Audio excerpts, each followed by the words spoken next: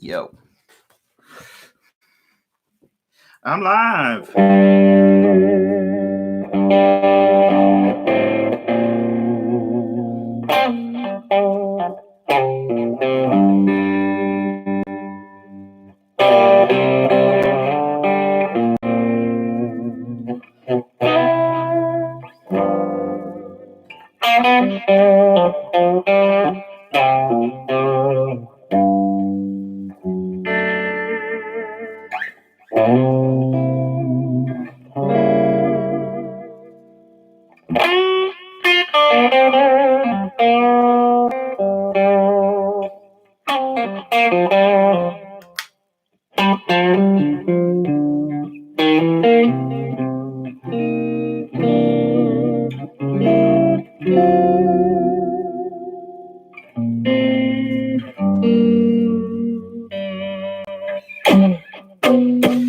Hey up, a few fluffs in there, but never mind. Always a little bit of pressure when you turn the camera on to do things perfect, but there is no such thing as perfection.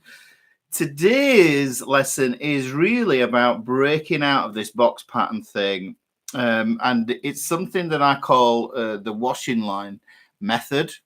Hey up, and this might go on for a while. As you notice, I've switched from acoustic to the electric today. And the idea with this is there's a common problem that a lot of guitarists suffer from when they're learning how to play blues or anything sort of pentatonic box focused in, and that is this whole idea of getting stuck in the box.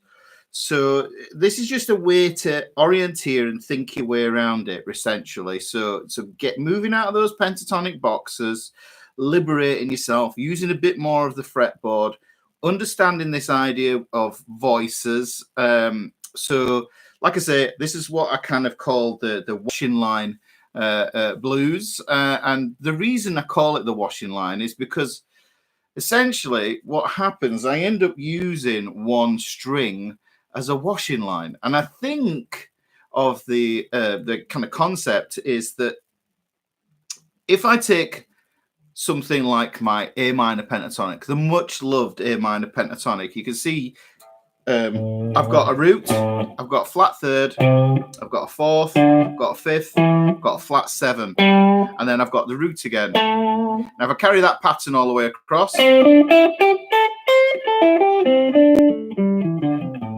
you can see that's the much loved and much trammeled pattern that everybody uses. I've done a few videos on how to understand that. I am actually writing a book about the pentatonic, and I have a method that I've not released on here because someone might nick it. We know that I know that that's happened with a video before already, so enough said. So anyhow, the long and short is that this washing line method, what it does is, if you look at this, this is an A, yeah, this is a C, this is a D, this is an E, this is a G. If I take those same notes and instead of them being in a box pattern, I stretch them out along the length of the A string, what that's going to do is it's going to give me positions, yeah, to start from, essentially. So if I take that, if you listen, and I take it up the A string, you can see that I get exactly the same pattern. Root, flat third, fourth, fifth, flat seventh, and root there. Now the cool thing is, this pattern that I play here repeats here. And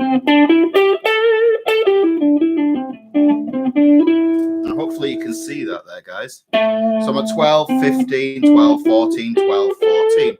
So it's the same pattern. We've got to transpose it, and the pattern just shifts. We've got to do that awkward compensation when we move from the G to the B string. I talk about that a lot, but essentially it means that I could play it here as well. So I've taken that information that I've got there, and what that's done is it's revealed where my root notes are. So I know that my root note's here because I'm playing A, right? So the thing that I can glean from that is that there's going to be another A up here. So this A here gives me another position that I can play another box pattern. Now, if you know your box patterns, then you'll realize that this pattern is hidden in this box pattern here, which is box pattern 4, you would think of it as being. But let's not get bogged down in box patterns, because this is not what this is about. This whole lesson, it isn't really about that. And the reason I call this the washing line, and it sounds strange, is that these little bits that I get to hang off it, you could think of these as being socks or something like that. But you could also think of this as being, your shirt hanging on your line. So I'm always looking along that line. And the notes of the scale, bear with me on this, it's a weird analogy. The notes of this scale are the pegs. So the thing is, the pegs are the fixed points on that scale where you can apply chords, for instance. So if I switch to that there, I hope that isn't distorting. You can see there's the next peg up, there's the root note fret, put a power chord on it, put a 7th chord on it. So I can put these ideas on it. Yeah, you start to hear a lot of these songs that use these patterns.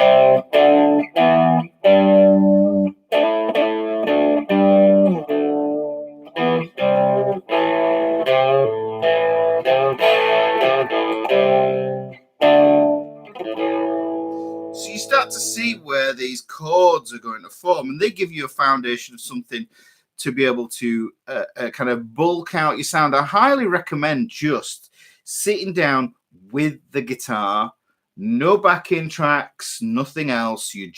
What you're doing is you're looking out for where the pegs are and seeing what you can hang off the washing line. I hope this makes sense. Yeah, it's a really strange sort of way of looking at it, but it works. Now, here's the beautiful thing. If you can do it on the A string, like I just showed you there, and your much loved A minor, if you think about it, well, if I looked at the D string, yeah, and I played my D minor pentatonic,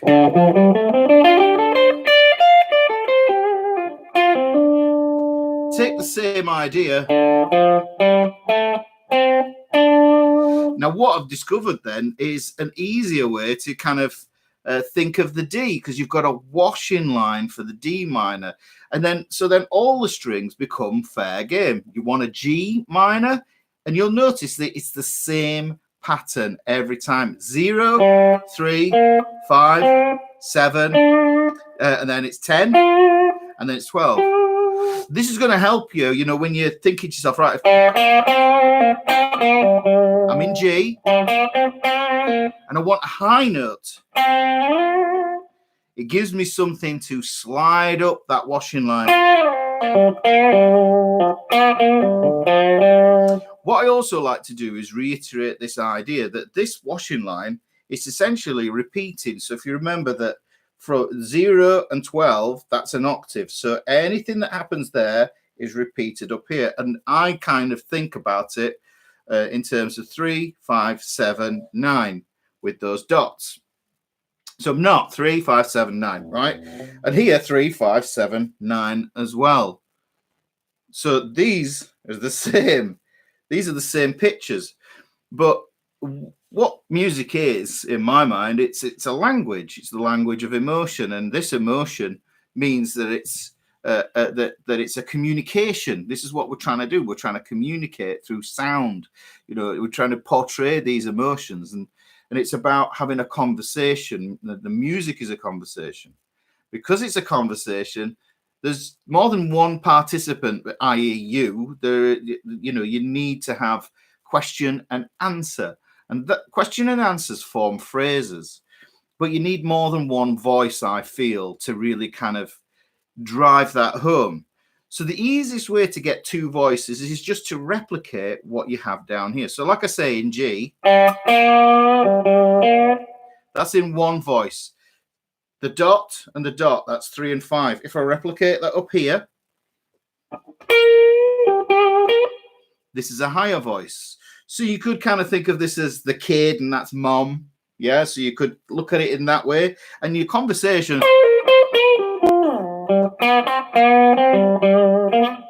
you can hear that what I did then as I shifted from one voice down to the other, I could shift up to the other voice. So that way you get to utilize more of the fretboard. But then again, yeah, if you look, we can use the washing line as a visual aid to help us to get all the way up there. Yeah. So let's put some filth on that.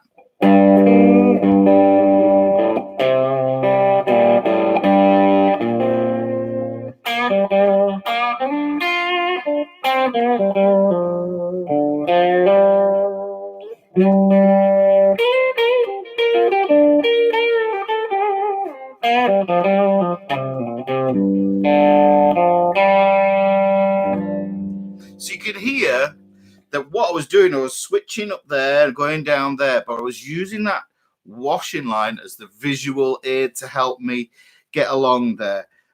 So I hope that makes sense, guys. You know, you've got your E string you could do it on, you've got your B string, you've got your G string, your D string, your A string. Think about it.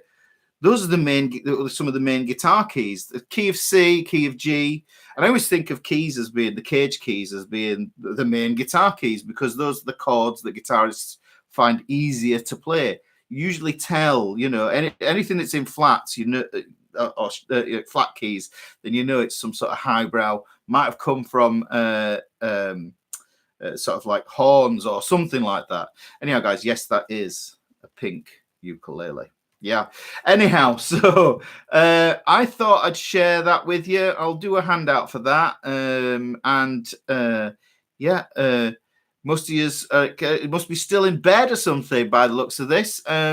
So I will see you the next time. If you've got some value, if this is your first time and you've got some value from that, make sure you hit that subscribe button and hit the notifications and do all that stuff. And I shall see you in the next video. And like I said, I was going to do one with a kind of subjective twist on the E chord. Okay, guys, see you later.